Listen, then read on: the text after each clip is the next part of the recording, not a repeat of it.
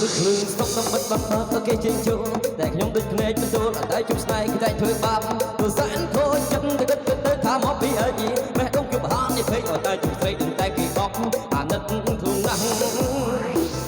បើនិយាយរឿងស្នេហាដូចកម្មារាតែពេញវ័យមិនតន់ដឹកកោតអីសាក់បងហើយស្រីខ្លួនដូចគេតែមិនដូចការបន្ទុកមួយខែនៅមុខខំពីបីរេពេលនេះគឺសូមតលេថាមិនចេញកម្មារាស្រីប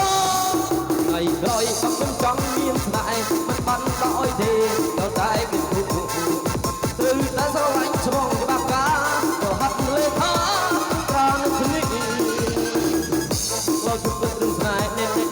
តែសិតទេយកពេលមកតាប់លេងចាក់បោះរាប់លេងបាត់ពីគុណថ្មីហើយបងមិនជួយធ្វើអីភ្លេចធម្មតាអីតែមកជួរងបាត់ឈប់បោះហើយណា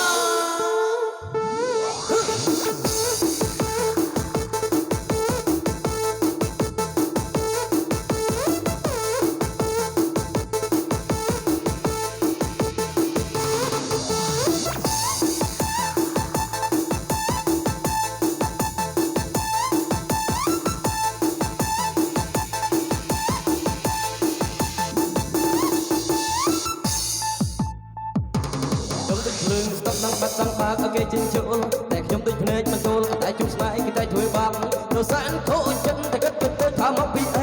តែដងយប់ហាននេះភ័យឲ្យតែជុំស្រីតែគេបោកអាណិតខ្លួនណាស់